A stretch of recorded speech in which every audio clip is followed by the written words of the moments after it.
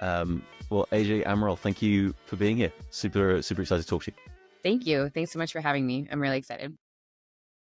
Good. So, how did your worlds collide with metabolic therapies and cancer?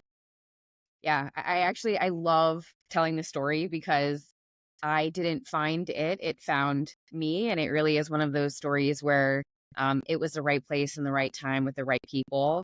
I was a freshly graduate student from NYU. I had just moved to Los Angeles and I was working at Cedars-Sinai in Los Angeles. And I was there for about maybe 6 or 8 weeks. It's my first, job as a dietitian. And I was working in the cancer center, and there was a neuro-oncologist there who's still there, Dr. Jethro Hu, and he gave me a referral for a really young patient with glioblastoma. And it was my first referral from him. I was super nervous. And he was saying that, this guy is really young. He's 38. He's fit. He has a stage 4 brain tumor, and he's interested in following the ketogenic diet. And I'm a grad student. So, I had just graduated. I didn't have, and it's astonishing now to think about this, but I didn't have any exposure to the ketogenic diet in any of the 7 years of school that I did in nutritional science. There was one course that was offered at NYU in the summertime, and I had elected to do sports nutrition therapy instead because I was 22 and interested in that. But I had a friend who took the class, and I asked her for her notes, and I was doing so much research pretty much overnight.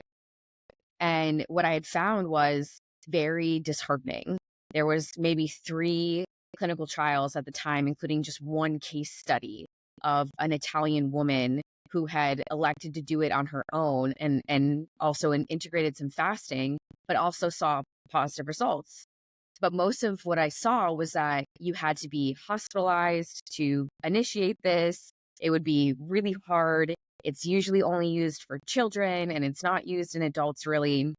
And so I went to this appointment with this guy, and I was telling him, I don't really think it's feasible for us to do this. And he had such tenacity and such drive. And he said, well, I'm going to do it with or without you. So let me know whose team you're going to be on, essentially. And I was young and green, and I figured, why let this person do this on his own? If I have a background in nutrition, we can figure it out together. And so that was really the start of it. And it was really pioneered by this one individual. And then again, fate and the stars aligned, and I was out to dinner with a friend who came from Brooklyn to visit me, and he went to the Culinary Institute of America and invited one of his friends out so we would all, get dinner together. I was new to LA, and we were having a conversation, and I was telling them about how I have this patient. He wants to do this diet. It's called keto. I have no idea what I'm doing. And my friend's friend, who just happened to be at dinner, said that his food line had just started making keto meals, and that I had to meet the CEO of his company. And I got on the phone with this guy the very next day, and we're still friends to this day. And we love telling the story because he thought there was no way that I would have any knowledge about, keto or the diet. And after our conversation, he decided to give us a couple $100,000 to do a pilot project at Cedars. And we got, 12 to 13 patients to join in. And that's really how the whole thing started. It was all patient driven. Okay, so for someone who is maybe unfamiliar with this whole world of, I guess the whole niche rabbit hole of the ketogenic diet and the place it has in cancer, what would you say to someone who is unfamiliar with why ketogenic therapies have a place in cancer treatment in the first? Yeah, so it starts really off with Otto Warburg's theory, the Warburg theory, which was started in the 1920s, or it was founded in the 1920s, I should say. And it's ironic because the Mayo Clinic used the ketogenic diet for epilepsy for the first time in the 1920s as well. And so Otto Warburg was a Nobel laureate, and he found out and postulated that cancer cells had an increased affinity for using glucose or sugar for their energy sources and their energy needs, despite not having the presence of oxygen. It's really abnormal because normally in the presence of oxygen, we create a lot of energy or a lot of ATP with just a small amount of glucose. And what he found was that cancer cells, even within the presence of oxygen, were using the small amount of glucose and only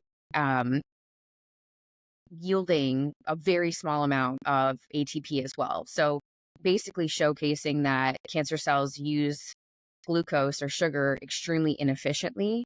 And so when you use a ketogenic diet, and especially one for cancer, you are switching your body's metabolism from using glucose or sugar as a fuel to using fat or ketone bodies as a fuel source. And so you're kind of bypassing this mechanism where cancer cells not only love, but they become dependent upon using sugar as a fuel source. And so you have your body using something else, which it can still use to make energy just as well as glucose.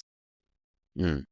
And if you said this something like this 10, maybe 15 years ago, complete quackery you would have been met with, but yet now the research has caught up, and I guess you have current research that's been validated, and you have clinical trials soon to be published. I think there's 428 I looked this morning on clinicaltrials.gov. Yeah.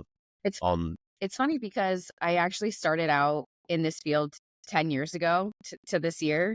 And when I first started doing keto at Cedars in 2015, it was sort of like an uphill battle for a lot of what I was doing. I mean, especially as a dietitian, I'm telling people, to take out the whole low fat notion, which has been, deeply ingrained in our culture since the 70s.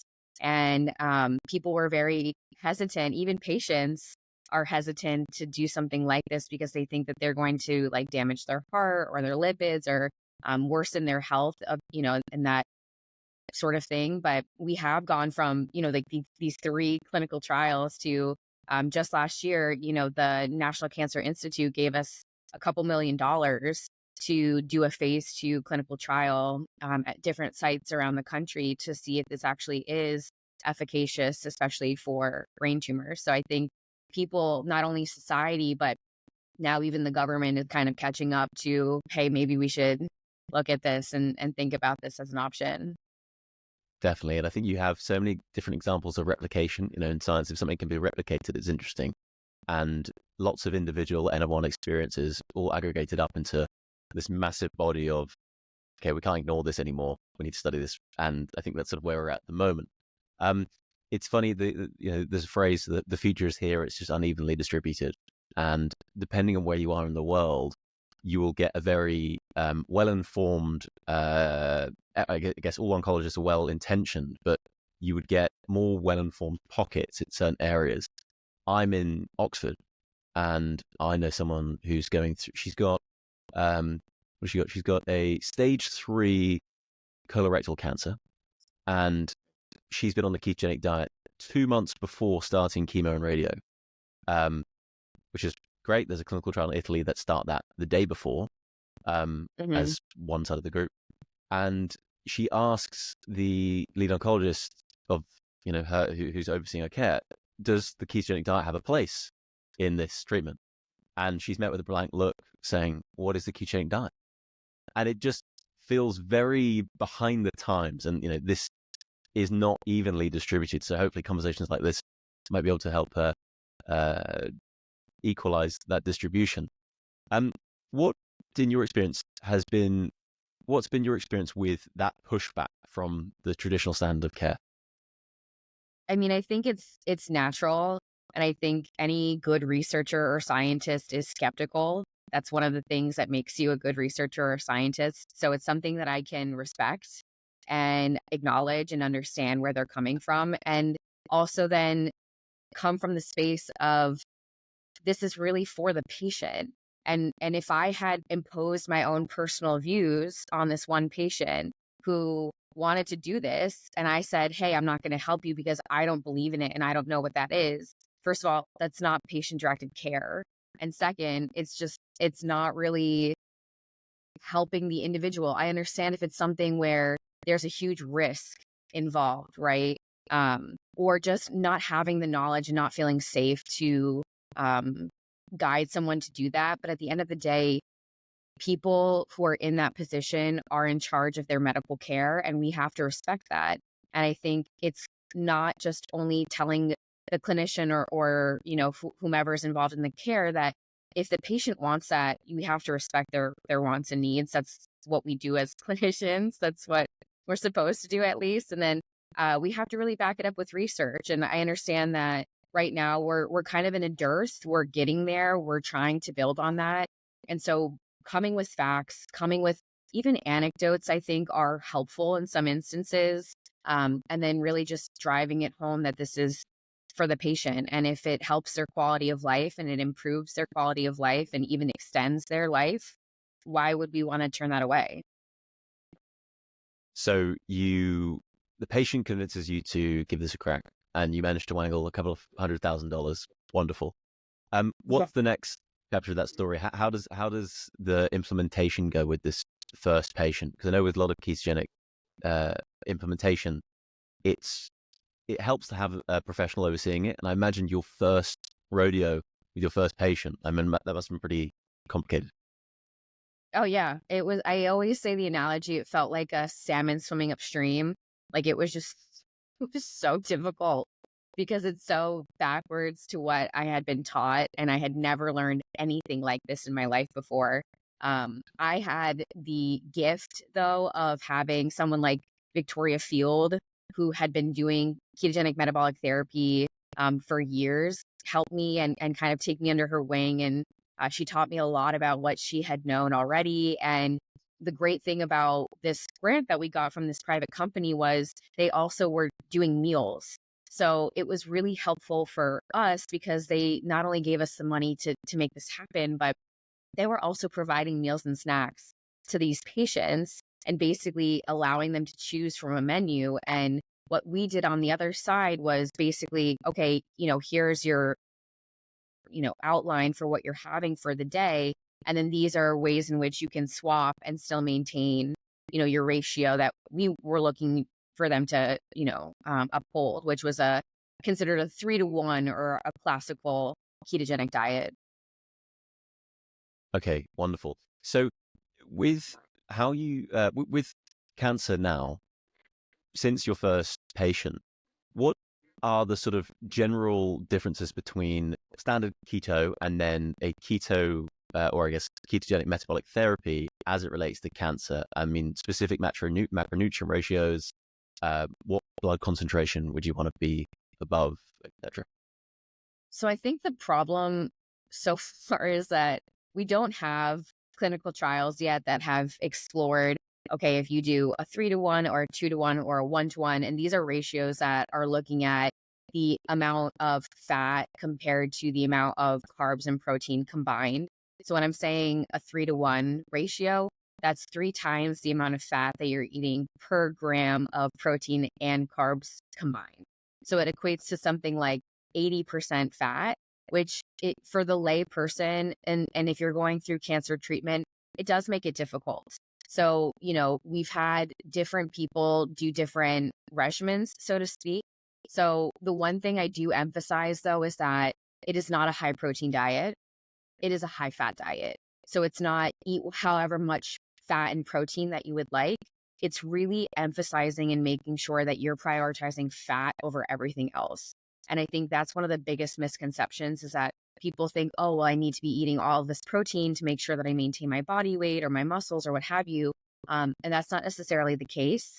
So you do want to maintain a decent amount of protein in your diet, especially if you're doing a ketogenic diet for cancer, but you don't want to have an excess of protein because one, ketone bodies can actually spare your nitrogen in your muscles. So you're not breaking down your muscles for fuel, especially if you're meeting your calorie needs. And then two, increasing the amount of protein that you're eating, those substrates can go back into the TCA cycle or the Krebs cycle to remake glucose. So you don't want to have an excess. And I think a lot of people find that when they do try to do keto on their own, most people naturally, they are inclined for more protein, and then they have a harder time not only maintaining, but getting into ketosis if they're eating a high protein keto. Definitely. I think if anyone's tried to toy around with this at home who, for not medical reasons, be it cancer or metabolic psychiatry, anything like this, just for trying keto, I think if you can get it wrong by not testing your blood and understanding the relationship of different foods with glucose, right? I think people are surprised to say with most people, a chicken breast alone will probably lower your blood level of ketones and increase your glucose spike, right? Yes. Gluconeogenesis is a real thing, but quite hard to conceptualize unless you've played around with your own blood. Yes. I'd love to double click. I'd love to double click on the 80% fat piece. So when you're actually implementing that in, where do people go wrong with the specific fat piece of the equation? So it could be something like they're under consuming the amount of fat that they're having, or they'll be consuming things that they think are like free fats, for instance, but they're not necessarily free fats. Or like, I guess my prime example is a lot of people will use heavy cream because that's considered, very high fat. It's easy calories. But it's not necessarily carb free like we think it is or what it says on the label. It does, because of the insulin effect that can have. It does carry a teeny tiny bit of carb, and it can add up over time. I don't think that there are any studies though that have shown, hey, if you do, like mostly omega-3 fatty acid keto fats versus saturated fats, does that make a difference? I think just from what we know already about omega-3s versus saturated fats and what they do for our body, I always try to tell patients to lean towards those omega-3s, especially because if they're going through something like cancer treatment, what happens when people get cancer-related fatigue, it's because they have this like cytokine storm that's happening in their body, which is normal and natural. It's a natural process of inflammation. And there is a degree of inflammation that we like within cancer because that integrates the immune system and gets it revving and gets it to start picking things up a little bit more. But there's a balance, right? And so we don't want to err on the side of too much inflammation. And so I really try to get people to eat whole fats. So things like olives or macadamia nuts or avocado oil or olive oil, flax seeds, chia seeds, avocados, trying to gear towards more of those types of fats to enrich their diet. And I know for a lot of people, when I tell them, hey, you should be eating a lot of fat, it's really difficult to do that. And so you do have to sort of supplement in some ways. And so, especially if you're a lot taller or you have a higher calorie need, you would have to supplement with things like, I call them like fat bombs or fat modulators. And those are pretty common in the keto world. And do you mean something like a keto brick for that, or like exogenous ketone products for fat bomb? So not necessarily, and we can come back to that, but I think more so, using things like, it's basically like a pure fat. So for instance, like I have a recipe for like coconut clusters, and it's something like MCT oil powder or MCT oil. You can use that, coconut flour, and then coconut oil, and then you can roll them and put them in desiccated coconut, and that's 100% fat. So there's almost no carbs in these products. There's almost no protein, and they're about 14, sometimes 22 grams of fat. So you're really able to meet your needs in that way. I had patients, because they had a really hard time meeting this need, that they would have a little shot glass next to their bed, and they would take a shot of MCT oil before going to bed so that they could ride that wave through their sleep and avoid the dawn effect, or when your glucose spikes early in the morning, dawn So funny. phenomenon. My I did exactly this. My mum had a battle with cancer, and during that time, I had a tray of shot glasses, 2 of which were water, and 3 of which were MCT oil, and you can't tell the difference just looking at them, right? And it was like shot Yeah. roulette. You had to keep it fun. But we had a wild time. It was good. That's But amazing. the rule was I had to But do it back. there So, is a fine line with too much MCT, and that can that can get dangerous. oh, 100%. It's a different kind of danger than normal shots, right? But it's I mean, that's an interesting question though. So, I mean, there's so many specific ones around cancer, but what role do exogenous ketones play? And I ask this because I guess the goal would be to be above a certain level concentration of BHB, right? Hmm. And how do you manage that with people who are just getting up to speed with what ketogenic metabolic therapies even are? I spoke to someone last week who can get above 5 millimolars without any exogenous ketones. Yeah. I was like, I that mean, is listen, unbelievable.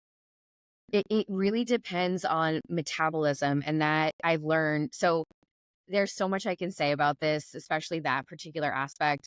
I have seen, we have not had studies on this yet. I am really itching to get these studies started, but there is a 100% definitive difference between men and women and as they respond to ketones. And I found, especially postmenopausal women, it is very difficult for them to get to a higher level of ketosis versus their male counterparts. I've seen this across the board. There are a few outliers. I had one superstar of a woman who could get like 6.8, which was out of control. But she was really dedicated. She was doing 80% fat. I have done keto many times myself. I've done fasting, and I love being an N of one. So I love doing little experiments on myself. I did a fast earlier this year, and in my second day, I was in 4.5 millimole for ketosis. So it really, I think, depends on your own body's metabolism, your body composition. Of course, I think people who are more lean and have more muscle mass have an easier time also creating ketones. But going back to your question about exogenous ketones, the problem I have with these is that, one, if you're using salts, like exogenous ketone salts, meaning it's a ketone body, BHB bound to something like sodium or chloride or potassium or magnesium, these are very short lived. So, yes, you can use them, um, but their effect is not long lasting. And we don't have a lot of studies that say, hey, if you supplement with this, you have a better outcome. It does get you into a deeper level of ketosis, but only for so long, right? And then you have the exogenous ketones, which are the ketone esters, right? Those are not bound to salts. And so you have a much larger effect for a longer period of time. So I've dabbled with a few of them too, and I can get crazy high levels of ketones and for like 4 hours. But again, I'm not sure that short-lived effect, how to use that. Like, is it more beneficial to take that after, let's say, a course of radiation or chemotherapy? I don't know. Like, it makes sense logically, right? To kind of dampen the effect of like any stress related glucose happening, or BHB itself, beta hydroxybutyrate, is considered an antioxidant. So would that minimize damage to other tissues? These are still questions that I think we need to answer, but are super important questions that we need to answer. Yeah, I would love to see that study of you have two groups of people going through cancer treatment, I guess maybe standard of care, chemo and radio. Does the group, assuming they're both in ketosis, does the group that have exogenous ketones before and after treatment, i.e., the group that is exposed to chemo and radio with a high level of BHB, do they fare better and do more damage to the tumor than the first group? I don't know. I'd love to see that study. Me What too. study would you? Yeah, I bet. What study would you like to wave a magic wand and get done and see the results of?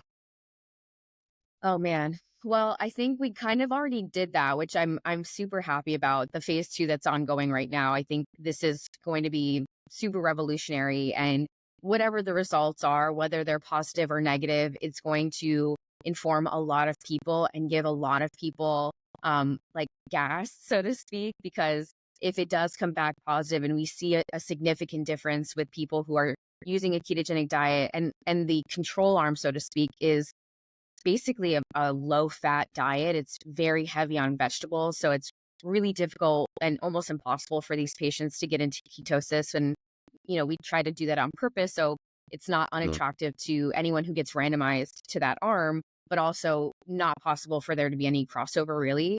So I think that one is really exciting. I think if I could wave a magic wand, I would be really curious to look at ketogenic diet right when you start chemotherapy or radiation, with or without, exogenous ketones. And then also looking at body composition and sex differences as well. So does it actually spare muscle? Like, do we actually see a difference in people's body composition, whether they're on keto or they're not on keto, or they're using, the supplements to also kind of help them get farther numbers? And then I think my last one would be like, what is the ideal threshold of ketosis for people with cancer?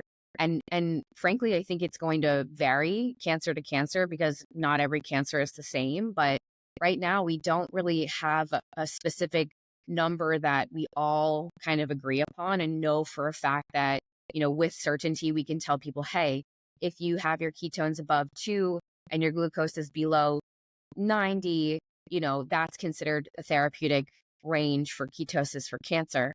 We don't really have that. We kind of just tell them, hey, keep your glucose as low as possible and your ketones as high as possible, because of course, stress isn't good for anyone, but definitely not good for cancer patients to be stressing over their numbers like that when they're in treatment. Definitely not. How do you think about the problem? Most people associate ketosis with a weight loss strategy. Mm-hmm. And with cancer patients, you don't want weight loss, right? I mean, extreme weight loss is cachexia, which is not good and can cause lots of harm and Right. some people even fatal. So how do you ensure that people can keep their glucose low enough, be in a state of ketosis, and not lose weight at the same time? Yeah. I mean, it's hard. There are some people, it's so interesting. I've worked with so many patients at this point. I've had some people who have wanted to lose weight and couldn't.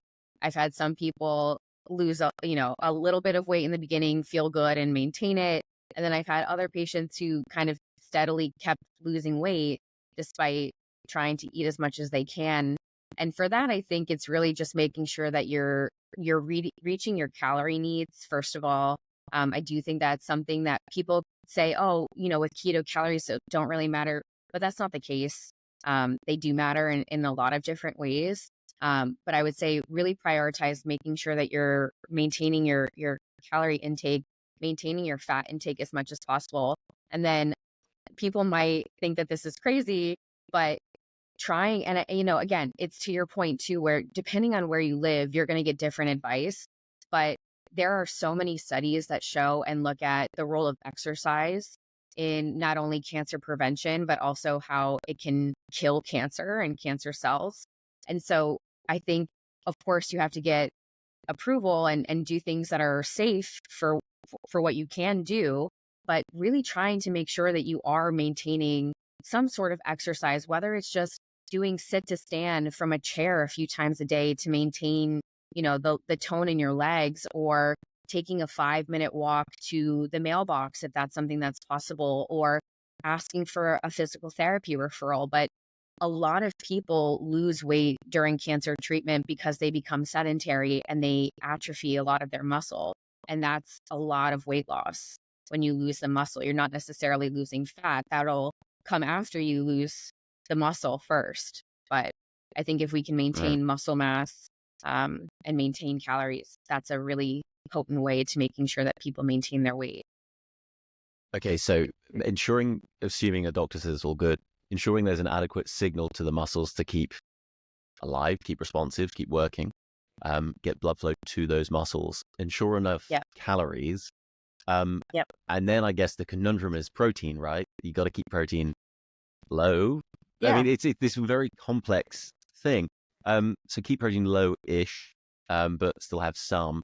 What role is there a role of supplements like omega-3s or creatine? Yeah. Yeah. So I think especially for omega-3s, that's just starting to come out. There's a few studies that are looking at the effect of omega-3 on preventing and kind of like keeping cancer cachexia at bay. And for those who don't know what cachexia is, it's when you are eating more than enough calories, but you continue to lose weight. And that's really just because of this acute cytokine storm that makes it almost impossible for your body to store and keep hold of the calories. I think creatine is also something that I think should be studied in cancer patients, but I don't see right now any harm to taking it. I have a friend who is a PharmD in oncology, and she's now starting to recommend that her patients take creatine to maintain their muscle mass. The one thing I think that's important for the usage of creatine, though, for it to actually be effective, you have to be pretty consistent about taking it for a while so that it builds up, and then you kind of have this nice plateau and you can ride that as long as you continue to take it. I think for some people too, whey protein supplements can be helpful, especially if they're not getting enough protein, or sometimes, when they're going through treatment, protein, like animal proteins, don't taste good because it tastes like metal and their mouth always tastes like metal from, the chemo. So I think there are many ways that people can maintain their muscle mass, but if I would say anything, it would be really just to try to get it through their whole foods as much as possible. So like eating fatty fish would be a great example, like tuna or salmon or mackerel or sardines, because you're getting the omega-3 plus the really good sources of complete based proteins. And that can also to help maintain muscle mass as well. Okay, that's. I'll make a note of that. When it comes to inflammation, I think anyone who's experienced or been in a ketogenic state before and got blood work done, a pretty common theme is C-reactive protein goes pretty low. In your experience, how does the ketogenic, or I guess ketogenic metabolic therapy implemented with cancer patients help them, if at all, offset the negative side effects of, say, chemo or radio? Yeah, I think that's something that needs to be looked at further. I know for the 2 studies that we've done as well, so we have a phase 1 that's under review right now and hopefully getting published very soon. But we also looked at high sensitivity C-reactive protein levels for these patients, and we're doing it again for the phase 2, and we're seeing similar results. I think it's kind of twofold. So just like we had talked about before, how BHB is a very potent antioxidant. So it's basically taking the free radicals that are happening, which are basically just damaged cells that are missing electrons, and can cause a lot of damage to normal tissues. BHB can go in, donate an electron, and stabilize those cells from and prevent them from creating further damage. So BHB itself acting as an antioxidant. I think for those people who are following more of like a whole foods approach, they're also consuming more omega-3 fatty acids, which are also, more anti-inflammatory. If it does lead to any positive, and I say positive, like with quotations, weight loss, so if somebody was, let's say, overweight and they had a nice, slow, steady, like healthy sort of weight loss, that reduces inflammation dramatically. And then, of course, I think just by reducing the amount of glucose and insulin and that whole kind of brigade, that also helps to reduce inflammation throughout the body. Okay. That, it's super interesting how you've got to all this because you're actually conducting your own studies as well. So let's double click on a few of them. Firstly, the pilot study. With the pilot study for the glioblastoma, what was the biggest takeaways and biggest learnings from that first? So for the pilot study, we didn't just keep it to glioblastoma patients. We did pretty much a grab bag of central nervous system malignancies. So we had some astrocytoma patients in there. We had oligodendrogliomas in there as well. And I think what was difficult for that study was because it wasn't necessarily like a super controlled study. So people were on different regimens. They were in different parts of their disease states. Some were, this was like their last straw. Like this was like their last thing that they were going for. For other people, it was kind of like the beginning of their journey. But across the board, what we thought was extremely interesting was most of these patients were on some sort of systemic therapy, whether it was chemotherapy, radiation, some sort of immunotherapy. Almost every single patient said that they had increases and improvements in their fatigue and their cognition and their quality of life, or like their physical strength as well. And during these therapies, most people across the board say they feel more tired, they don't feel good, and that they don't feel like they're maintaining their strength. And it was those types of results, plus there were actual changes on imaging.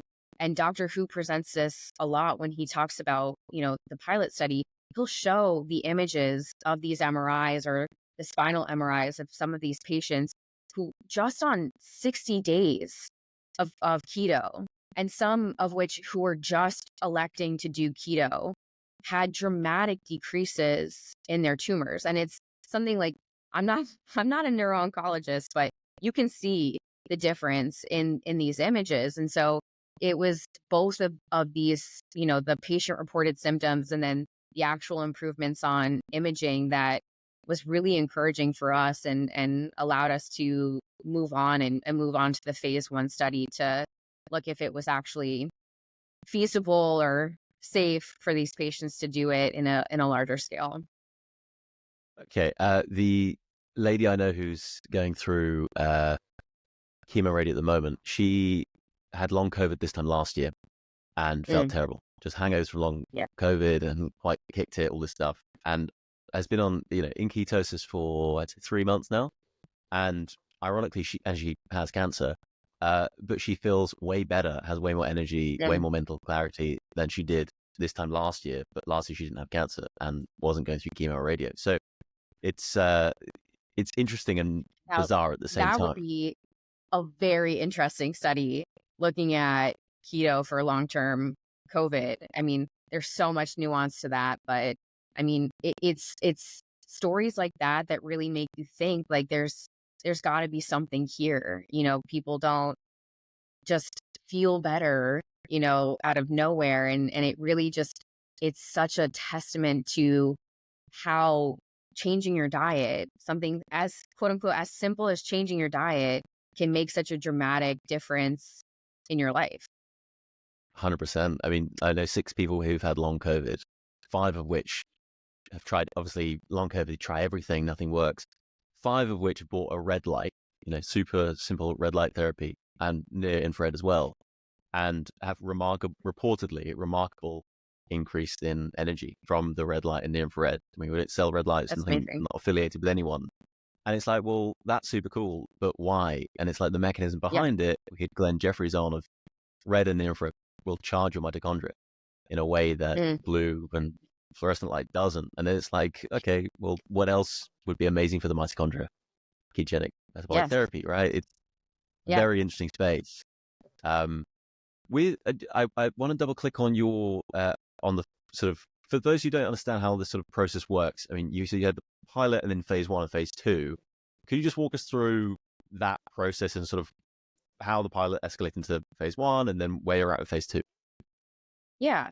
So basically, I mean, in any sort of trial of any kind, you want to start with a preclinical model, in best cases scenarios, right? So preclinical models being you're working with cell lines or you're working with animal-based models essentially, and you're seeing, hey, is there anything here that makes it worthwhile for us to explore this with patients? And lucky for us, Tom Seyfried has been doing this since the 90s. So there was an abundance of preclinical evidence that showed that this is actually very beneficial and something that people should be looking at within humans.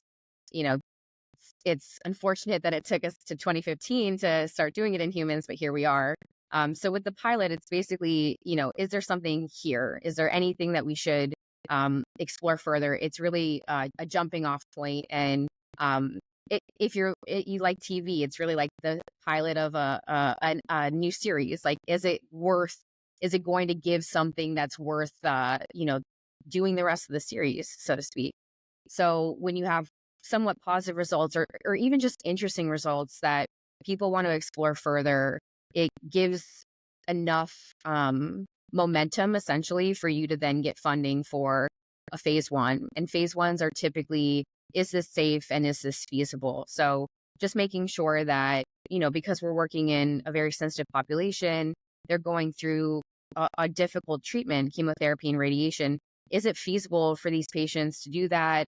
A lot of the pushback that we got was this isn't safe for patients because what if they get hypoglycemic? What if they lose too much weight? What if they're nutrient deficient? All the different things, which of course you want to look for. So the phase 1 is just making sure, in a small group of people, it's safe and it's feasible and it's enough for us to go on to the phase 2. Phase 2 is really looking at, is this efficacious? So phase 1s are not typically randomized and they're typically a one-arm study. So it's not, is it keto versus something else? It's just keto, but everyone's going through the same thing. Everyone's on the same treatment. Everyone's got the same disease and they're on the same diet. Then we jumped to this phase 2, which we're now a year and a half in. And I'm pretty sure we're open at every single site except for Wisconsin. I think that's coming though shortly. So now we're looking at, is the diet actually efficacious in having an effect on people's cancer? So this study in particular definitely excites me because we're collecting so much data on these patients, and what we had done in the phase 1, we really learned from, and now we're not making the same mistakes in the phase 2. So in this phase 2, you have to be within 14 days of starting primary chemotherapy and radiation for a glioblastoma. With the last study, you could be within 3 months. So you have a pretty big window, and we did that on purpose because even though glioblastoma is sort of like a more commonly known brain tumor, it's really not that common amongst people. And there are lots of other clinical trials that people can choose from with that because there are such limited options. So not a lot of people want to elect for a diet trial versus a drug trial when they're in a stage 4 situation. So the phase 2, we have an anti-cancer diet, which is really high fiber, high vegetable intake. People are allowed to eat whole grains and animal-based products. It's based on the American Institute for Cancer Research, and they're like phytochemicals or phytocancers in your diet, and they have that online. So really low-fat diet versus a 3-to-1 ketogenic diet for brand new diagnosed glioblastoma patients. And we're collecting a bunch of different labs on these patients, including high sensitivity C-reactive protein and Amaral lipid profile. So looking at the actual size of the particles of their lipids, not just saying, hey, they have higher saturated fats, but is it the light and fluffy saturated fats or the dense, LDL or saturated fats? We're taking stool samples on these patients. So before they start chemotherapy and radiation, right after they finish chemotherapy and radiation, and then at the end of the study, which is 18 weeks long, we're taking MRIs. These patients are also weighing themselves. They're taking their ketones and glucose twice a day. They're wearing Fitbits so we can track their sleep and their physical activity. So there's a lot of different things that we're collecting, but the main outcome that we're looking at is progression-free survival and overall survival for these patients. Progression-free survival, is that so? What does that mean? So basically, that is a measurement of when you stop the trial and when your next sort of progression is. So if you stop the trial and that's 18 weeks, and then you go 6 months without your tumor growing, your progression-free survival is 6 months. I see. Okay. And so far in the phase 2, what surprised you the most? I think people's excitement for it. And I mean, especially for somebody who started this 10 years ago when people weren't excited about keto, I am shocked and pleasantly surprised at how many people come in wanting to get randomized to that arm and that arm only, and not necessarily wanting to be on the low fat or anti-cancer arm diet. And that's really, it's very encouraging, and it really just speaks volumes to, I think, where people are at and how much people want to do this. I think you're a really interesting place in actually discovering how humans operate a bit, because I imagine that you have this thing that people have never heard of, and they've just been hit with the big scary word of cancer. And Yep. yet now you have someone telling them they need to do this diet they've never heard of. And they're thinking, I don't want the diet. I want the clinical drug that is going to pack the punch. I don't want this sort of airy fairy, all the standard connotations that could come with this.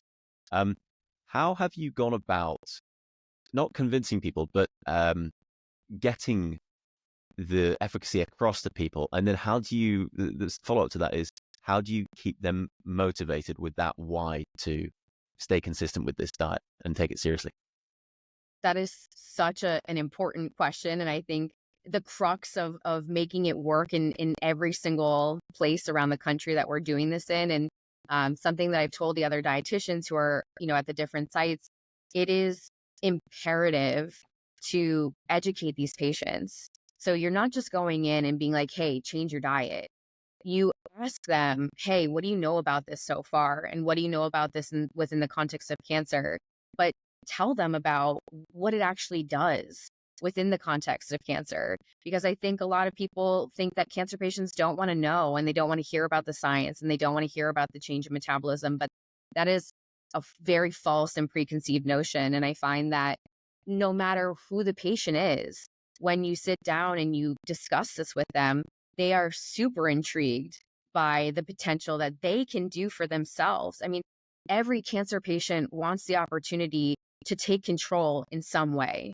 And this is their way of being able to do that and have an active role and really participate in their care.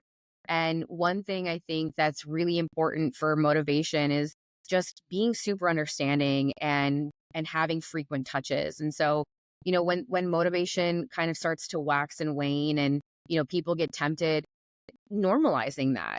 Of course you would feel that way. Of course you would want to participate in that in your family event, because that's what you normally do. That is normal. And there are going to be times and days that you don't feel good, or that you do feel less motivated. That's human nature. Nobody wants to be on a super restrictive diet. And so that's when, like, the quote unquote like catnip comes in. So you have those conversations before they start. Like, what's your goal? What's your goal for this year? I want to make it to my daughter's wedding. Okay. When is it? In 6 months. Okay. So when these times get hard, think about walking down the aisle at your daughter's wedding. Like, think about how this is helping your body get you to be able to do that and accomplish your goal. And I try to shy away from, like, living longer. Like, of course we want to live longer, but like, what's a specific goal that we can keep in mind so that it's always like, like the carrot, so to speak, like dangling in front of you. And it can, really pull people out of some darker times. And I can't emphasize it enough, just being super compassionate and understanding for when those times come.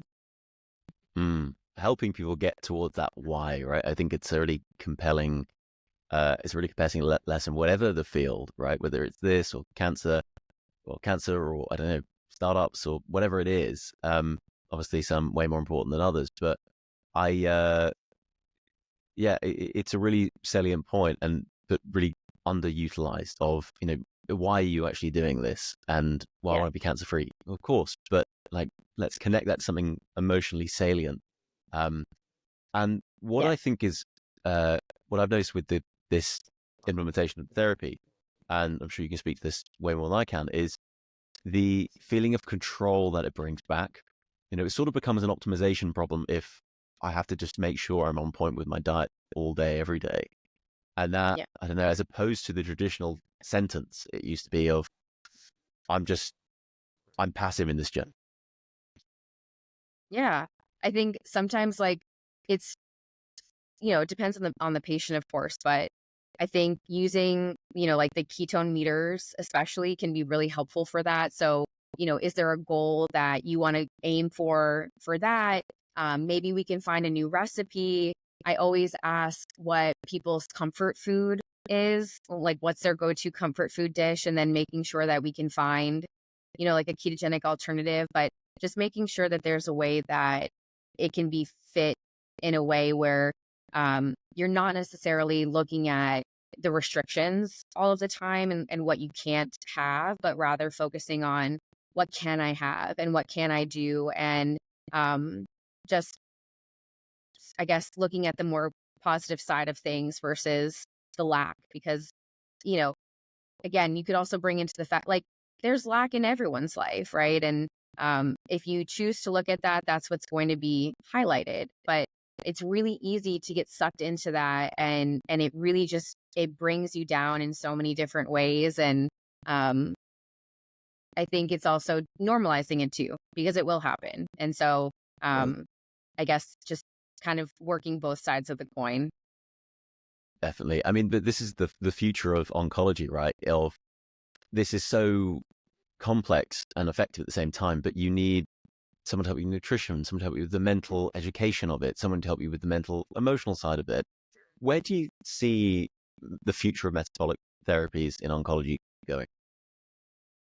So I think that there's a lot of hope and room for various different metabolic therapies. And my hope and like gold standard ultimate goal would be that we finally have enough research where we can say with certainty, hey, if you have this cancer, you should be doing this, or you should try, let's say, like fasting before chemo for this specific regimen, but only if you're X BMI or your X percent weight, or and really having it be an algorithm and have the physician buy-in, because I think that is extremely important, especially to patients, when your physician or your oncologist not only is supportive but believes in what you're doing. It has a significant effect on morale and motivation and being able to do these things. So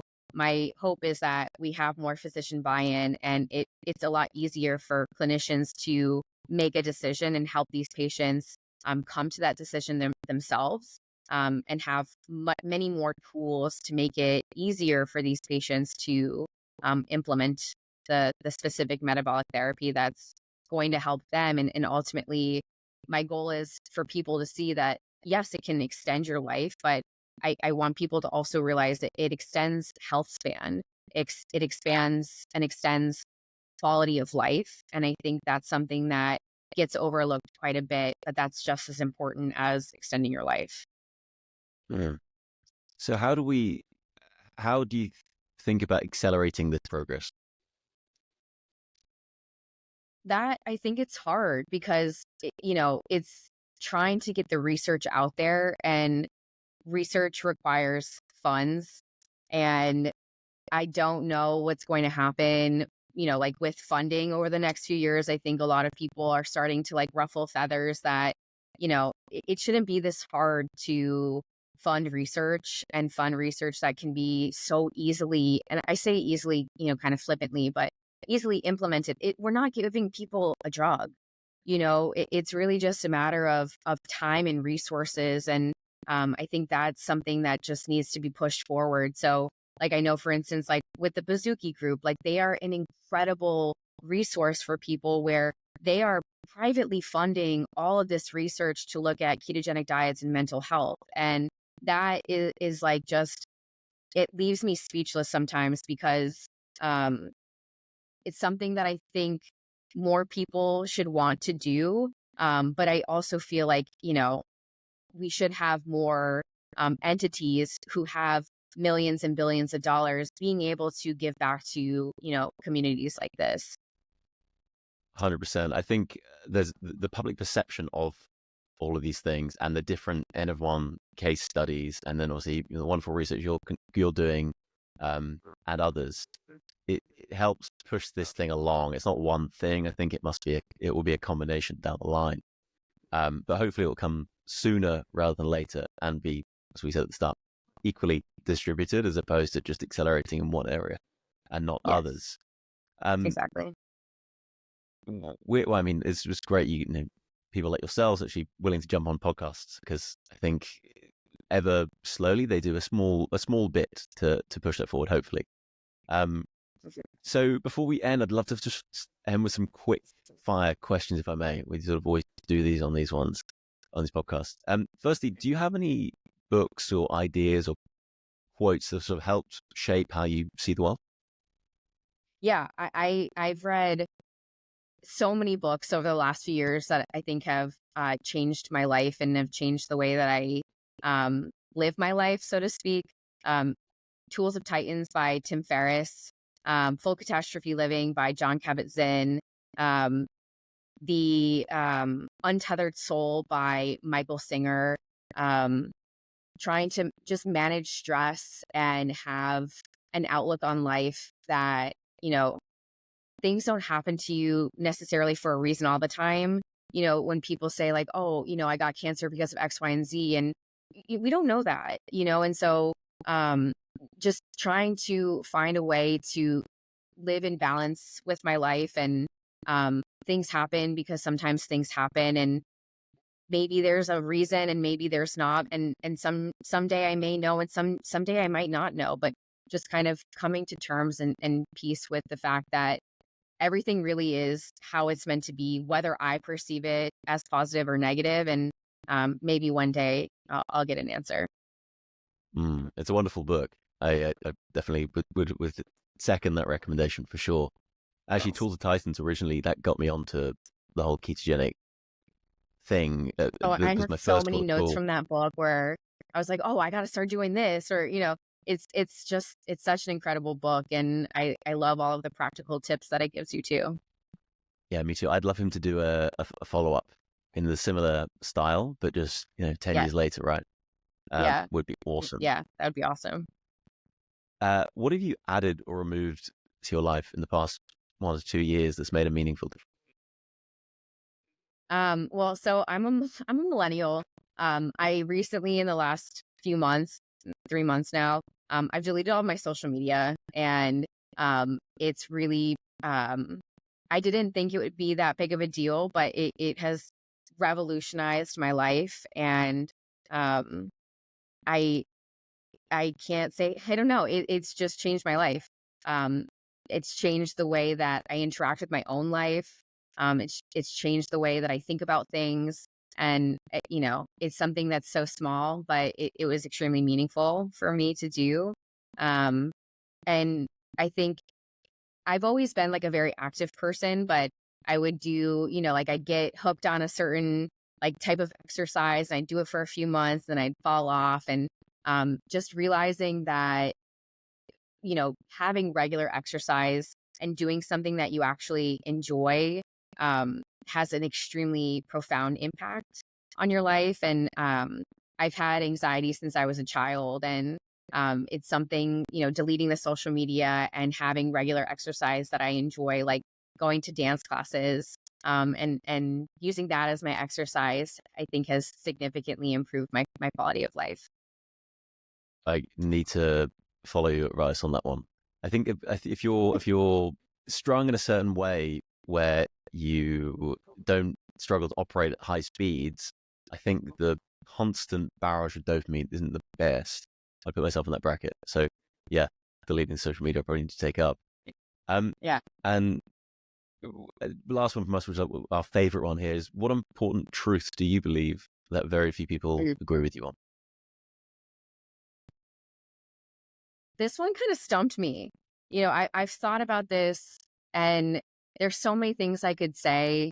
Like I think, you know, null results are still results. And a lot of people think, oh, well, you know, if you get a negative result, like who cares? But I think that's important. But um, I think something that I believe is, um, it's a little bit out there, and that's okay. I consider myself to be a very spiritual person. You know, I've worked in cancer for the last 10 years, and I've had a lot of different stories from cancer patients, people who are dying. And I truly believe that this is not our one and only life. And I don't believe that people who leave us on this earthly plane actually leave us. You know, Newton's law says that matter cannot be destroyed once it's created, essentially. And I do believe that there are many reasons for us to believe that loved ones or people who have passed do have some sort of ability to look out for us in some ways. And I think, dealing with a lot of death in my career, it's something that has gotten me through. And it's a kind of out there truth that I like to hold on to. Well, I'm pleased I asked. It's a really nice answer. Really nice answer.